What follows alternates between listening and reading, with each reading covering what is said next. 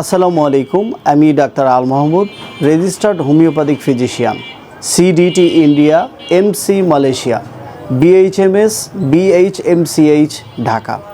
বন্ধুরা, আজকে একটি খুবই গুরুত্বপূর্ণ বিষয় নিয়ে আলোচনা করব, যেটি অনেক পুরুষেরই হয়ে থাকে, কিন্তু অনেক পুরুষ এই রোগের নামই জানেন না যে তার কী রোগ হয়েছে।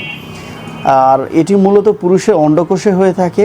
এই রোগের নাম ভেরিকোসিল, যা দেখতে কিছুটা পায়ে যে ভেরিকোস ভেনের প্রবলেম হয়ে থাকে, শিরাগুলো ফুলে যায়, কেঁচোর মতো রগগুলো ফুলে যায়, দড়ি পেঁচানোর মতো দেখতে দেখা যায়। এটি হলে অনেক ব্যথা করে এবং নানাবিধ সমস্যা দেখা দেয় একজন পুরুষের, অনেক জটিলতা তৈরি করে, অনেক ভয়াবহতা রয়েছে এই রোগের। এবং এই রোগ দেখা দিলে এলোপ্যাথি চিকিৎসা ব্যবস্থায় কোনো চিকিৎসা নেই বিনা অপারেশানে। একমাত্র হোমিওপ্যাথি চিকিৎসার মাধ্যমে অপারেশন মুক্তভাবে সুস্থ হওয়া যায়, যেটি 100% প্রমাণিত, মেডিকেল সায়েন্স দ্বারা প্রমাণিত। এবং যা আগের রিপোর্ট পরের রিপোর্ট রোগীদের আমরা অনেক ভিডিওতে দেখিয়েছি, রোগীরা সুস্থ হচ্ছে। শুধুমাত্র একটি দুটি রোগী না, শত শত না, হাজার হাজার রোগী আলহামদুলিল্লাহ আল্লাহ আমার মাধ্যমে ভালো করিয়েছে, ভালো হয়েছে, হচ্ছে। শুধু আমি না, সারা বাংলাদেশে অসংখ্য হোমিওপ্যাথিক ডাক্তাররা, হোমিওপ্যাথিক চিকিৎসকরা এই রোগের সফলভাবে যারা চিকিৎসা দিয়ে আসছেন, সফলতা যে সমস্ত ডাক্তারের রয়েছেন, অভিজ্ঞতা রয়েছেন, ভালো মেডিসিন দিয়ে চিকিৎসা দিয়ে আসছেন, তাদের কাছে এই রোগীগুলো সুস্থ হচ্ছে। রোগীরা সুস্থ হয়ে দোয়া করছে আমাদের জন্য, এবং তারা তাদের দাম্পত্য জীবনেও তারা ভালো পারফরমেন্স এখন দেখাতে পারছে। এবং তাদের যারা বন্ধ্যাত্ব সমস্যায় ভুগছিলেন, তাদের বন্ধ্যাত্ব সমস্যা দূর হয়েছে এবং তারা বাবা হয়েছেন। বন্ধুরা, বুঝতেই পারছেন আজকের এই ভিডিওটা কতটা বেশি গুরুত্বপূর্ণ হবে একজন পুরুষের। সো আপনার যদি এই রোগ নাও হয়ে থাকে, আপনি সচেতনতার জন্য এই ভিডিওটি দেখতে পারেন, এবং ভিডিওটি ভালো লাগলে আপনার বন্ধুদের মাঝে শেয়ার করে দিতে পারেন। বন্ধুরা, চলুন মূল আলোচনায় যাওয়া যাক যে ভেরিকোসিল রোগটি আসলে কি, এবং এটি কেন হয়ে থাকে, কাদের বেশি হয়ে থাকে, এই রোগ দেখা দিলে আপনার কি ভয়াবহতা দিক দেখা দিতে পারে, এবং এই রোগ থেকে কি সতর্কতা অবলম্বন করতে পারেন আপনার ভেরিকোসিল রোগ যেন না দেখা দেয়, এবং এই রোগ দেখা দিলে হোমিওপ্যাথিতে কী চিকিৎসা রয়েছে তা নিয়ে আজকে আলোচনা করব। সহজ বাংলা ভাষায় যদি আমি আপনাদেরকে একটু বুঝিয়ে বলি, সেটি হচ্ছে অন্ডকোষের ভিতরে অনেকগুলো রগ রয়েছে বা ভেইন রয়েছে, যেগুলোর মধ্য দিয়ে ব্লাড সার্কুলেশন অর্থাৎ রক্ত প্রবাহিত হয়, অর্থাৎ রক্ত নিয়ে যাওয়া এবং নিয়ে আসা, এই কাজটি পরিচালিত হয়। যখন এই যে রক্ত নিয়ে গেল কিন্তু রক্ত যদি ফিরে আর না আসে, তখন এখানে রক্ত জমাট বেঁধে যায়। আর রক্ত যখন জমাট বেঁধে যায় তখন রগটি ফুলে যায়, আর তখন প্রচণ্ড ব্যথা করে, অন্ডকোষ জ্বালা যন্ত্রণা করে, অন্ডকোষে অনেক বেশি অন্ডকোষের ভিতরে ব্যথা করে।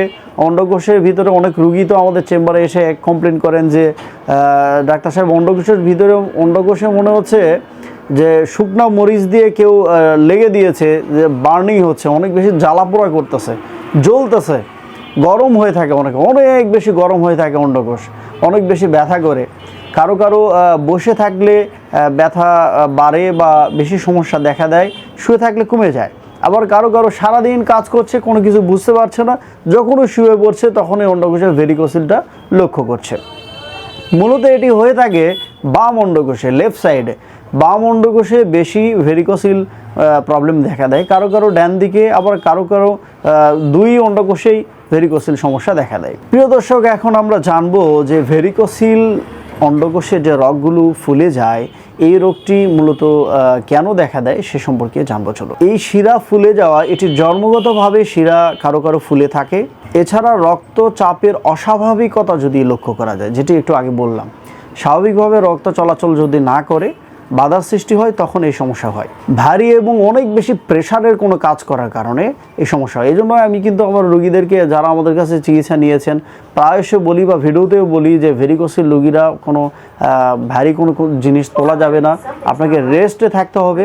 কোনো প্রকার আপনার এখন জগিং করা যাবে না, বা কোনো প্রকার আপনি জিমিং করা যাবে না, জিমে গিয়ে এক্সারসাইজ করবেন, ভারী জিনিস তুলবেন, এটা কিন্তু আপনার করা যাবে না। আপনার এখন পুরো বেড রেস্টে থাকতে হবে, আপনার এখন রেস্টে থাকতে হবে। বেড রেস্টে না পারলেও আপনার ভারী জিনিস তোলা থেকে অন্তত আপনি বিরত থাকুন। বন্ধুরা, চলুন ভেরিকোসিলের লক্ষণ বা সিমটম নিয়ে এখন আলোচনা করব, যে এই রোগ দেখা দিলে আপনি কিভাবে বুঝবেন যে আপনার ভেরিকোসিল সমস্যা দেখা দেয়। অন্ডকোষে অনেক ভারী অনুভব করা, অন্ডকোষে ব্যথা করা, এবং অন্ডকোষের রগগুলো ফুলে যাওয়া, অন্ডকোষ গরম হয়ে থাকা, সারাক্ষণ ধরে গরম হয়ে থাকা, ম্যান ইনফার্টিলিটি অর্থাৎ পুরুষ বন্ধ্যাত্ব সমস্যা দেখা দেওয়া, এছাড়া যৌন দুর্বলতা দেখা দেওয়া, শুক্রাণু ধীরে ধীরে কমে যাওয়া। কেননা ভেরিকোসের রোগ থেকে একটা সময় এপিডিডাইমাল সিস্ট রোগ পর্যন্ত দেখা দেয়। এপিডিডাইমাল সিস্টটা কি? যেটি এপিডিডাইমাসে হয়ে থাকে, অর্থাৎ যেখানে বীর্যটা স্টোরেজ হয়। ধরেন একটা পানির ট্যাঙ্কির মধ্যে পানি জমা থাকে, কিন্তু ব্যবহার যখন করবেন তখন সেদিক দিয়ে পানি যায়, আর একটা পাইপ যায় হচ্ছে পানির ট্যাঙ্কিতে স্টোরেজ হওয়ার জন্য। মোটর থেকে পানি যাচ্ছে পানির ট্যাঙ্কিতে, এই যে মোটর থেকে পানির ট্যাঙ্কিতে যাচ্ছে স্টোরেজ হবে, এই জায়গাতে ব্লকেজ তৈরি করে। অর্থাৎ আপনার বীর্য যে প্রোডাকশান, বীর্য যে তৈরি হবে, স্টোরেজ হবে, সেই জায়গাটা যদি ব্লক হয়ে যায় তখন আপনার প্রোডাকশানটা কীভাবে দিবে? তখন বীর্য আর নতুন করে কিন্তু আসে না বা বীর্যপাত হয় না, বীর্য অল্প তৈরি হয়। তখন শুক্রাণুর পরিমাণ ধীরে ধীরে কমে যায়, ডে বাই ডে শুক্রাণুর পরিমাণ কমে যায় এবং শুক্রাণুর অ্যাক্টিভিটিস থাকে না। কারো কারো শুক্রাণু 40% থাকলেও শুক্রাণু দেখা যাচ্ছে যে অ্যাক্টিভিটিস নাই, মৃত, ইনঅ্যাক্টিভ, তখন কিন্তু বাচ্চা হয় না। টান ধরে থাকে, দাঁড়ালে ব্যথা করে এবং শুয়ে পড়লে আরাম বোধ করতে থাকে। এই রোগ নিয়ে অবহেলা করলে যে এটা একটা রোগ ফুলে গিয়েছে, রগ ফুলে গিয়েছে, এটা এমন কি, এটা সমস্যা তেমন তো হচ্ছে না, থাক না, একটু গ্রাম্য ডাক্তার দেখিয়েছিলাম, ব্যথা যখন হচ্ছিল একটু ওষুধ খেয়েছিলাম, এখন আপাতত সমস্যা নাই, থাক, এটা এমন কি, এরকম যদি অবহেলা করেন, অবহেলার কি ভয়াবহতা দেখা দিতে পারে এখন তা নিয়ে চলুন একটু জানি। এই সমস্যা নিয়ে যদি আপনি অবহেলা করেন তাহলে শুক্রাণু পরিমাণ ধীরে ধীরে কমে যায়, দ্রুত বীর্যপাতের সমস্যা দেখা দেয়, আপনার যৌন আগ্রহ ধীরে ধীরে কমে যায়, লিঙ্গ শিথিলতা দেখা দেয়, এমনকি আপনার শরীর একেবারে দুর্বল লাগবে, কোনো কিছু এনার্জি পাবেন না এবং অন্ডকোষে সারাক্ষণ ব্যথা করবে, এমনকি বন্ধ্যাত্বজনিত সমস্যা পর্যন্ত দেখা দেয়। এই সমস্যা নিয়ে আপনি হোমিওপ্যাথি চিকিৎসা কেন নেবেন?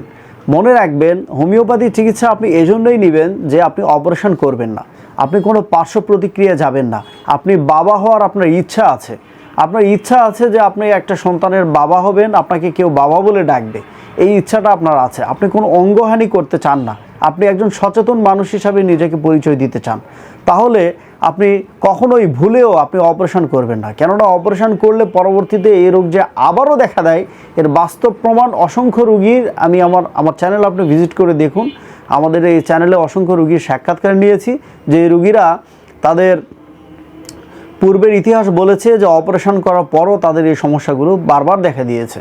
সব রোগীর তো আর সাক্ষাৎকার নেওয়া সম্ভব হয় না, তারপরও অসংখ্য রোগীর সাক্ষাৎকার নেওয়া হয়েছে যাদের অপারেশন করার পরেও এই সমস্যা আবার দেখা দিয়েছে। আর অপারেশন করলে পরবর্তীতে ম্যান ইনফার্টিলিটি, পুরুষ বন্ধ্যাত্ব সমস্যা এবং একই সমস্যা আবারও দেখা দেয়। মনে রাখবেন, অঙ্গহানি কখনো শরীরের জন্য ভালো কিছু বয়ে আনে না। আপনি একজন সচেতন মানুষ হিসাবে আর্লি স্টেজে অর্থাৎ গ্রেড 1, 2, 3তেই যদি আপনি এই চিকিৎসা নিয়ে ফেলেন, তখন আপনি দ্রুত এই সমস্যা থেকে আরোগ্য লাভ করতে পারবেন। অনেকে প্রশ্ন করেন যে ভেরিকোসের রোগ থেকে সুস্থ হতে কেমন সময় লাগে? মোটামুটি 3 মাসের মতো সময় লাগে ভেরিকোসের রোগ থেকে পরিপূর্ণভাবে সুস্থতার জন্য। অনেক রোগী 2 মাসে সুস্থ হয়ে যাচ্ছে, অনেক রোগী 1 ডোজ ওষুধ খেয়ে ভালো হয়ে যাচ্ছে আর ওষুধই নিচ্ছেন না, দেখাই করছেন না। আবার অনেক রোগী দেখা যাচ্ছে 4 মাস 5 মাসও লেগে যাচ্ছে সুস্থ হওয়ার জন্য। হোমিওপ্যাথি চিকিৎসার মাধ্যমে ধৈর্য সহকারে বিনা অপারেশনে আপনি সুস্থ হতে পারছেন। সেখানে আপনি একটু ধৈর্য ধরে, আপনি সেখানে কস্টিংও কম, কেননা অপারেশন করলে অনেক ব্যয়বহুল এবং পার্শ্ব প্রতিক্রিয়া আছে, সেই তুলনায় একটু ধৈর্য ধরে আপনি ওষুধ খেলে তো আপনার ক্ষতির কিছু নাই। কেননা অপারেশন করার পরে ঘা শুকানোর জন্য, ব্যথা কমানোর জন্য তো আবার 2 মাস 3 মাস ধরে ওষুধ খেতে হয়। সেই ওষুধই যদি খেতে হয় তাহলে হোমিওপ্যাথি চিকিৎসা নিব বিনা অপারেশনে ধৈর্য সহকারে, আমার একটা অঙ্গহানি হলো না, পরবর্তীতে আমি বাবা হতে পারছি, এই রোগ থেকে স্থায়ীভাবে আরোগ্য লাভ। প্রিয় বন্ধুরা, এখন আলোচনা করব হোমিওপ্যাথিতে এর জন্য কি কি কার্যকরী ওষুধ রয়েছে সে সম্পর্কে।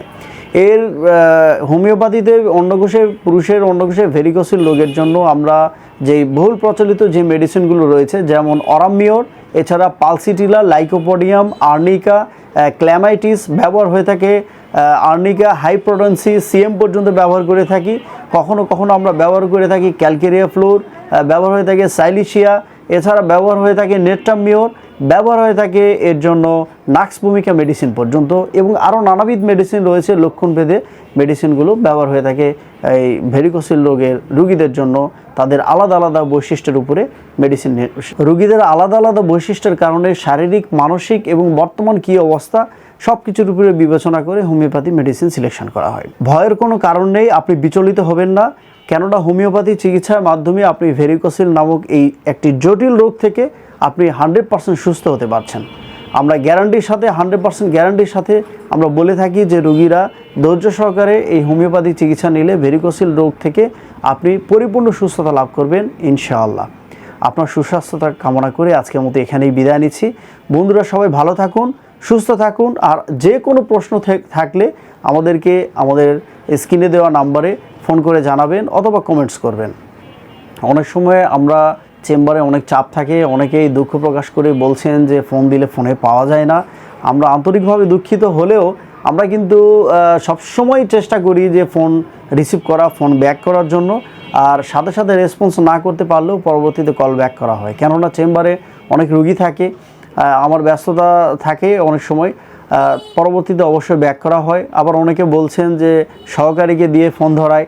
আসলে সহকারীরা শুধু ইনফরমেশান নেয়, কিন্তু মেডিসিন সিলেকশন করা এবং রুগী দেখা, এটি আমি ছাড়া আমার চেম্বারে আর দ্বিতীয় কেউ মেডিসিন সিলেকশন বা প্রেসক্রিপশন করা বা মেডিসিন সব কিছু তৈরি করা যে ব্যাপারগুলো, এগুলো আমার হুকুম ছাড়া, আমার সাথে পরামর্শ ছাড়া বা আমি ছাড়া এটা কেউ করে না। সো আপনি এই বিষয়টা নিয়ে একেবারেই দুশ্চিন্তার কোনো কারণ নেই যে সহকারী ফোন ধরছে। সহকারীরাও ডাক্তার, সহকারীরা ফোন রিসিভ করে কথা বলে ইনফরমেশান লিখে রাখে, পরবর্তীতে আমি কথা বলি বা ব্যাক করার চেষ্টা করি, কথা হয় আপনাদের সাথে। এই জন্যই আপনাদের ভালোবাসায় খিদমা হোমিও আজকে এত দূর এসেছে। আপনি ভালো থাকুন, পরিবারের সকলকে নিয়ে সুস্থ সুন্দর আপনি জীবন লাভ করুন, সেই প্রত্যাশায় আল্লাহ হাফেজ। সবাই আমার জন্য দোয়া করবেন, আমাদের জন্য দোয়া করবেন, আমিও আপনাদের জন্য দোয়া করি। আলহামদুলিল্লাহ, আসসালামু আলাইকুম।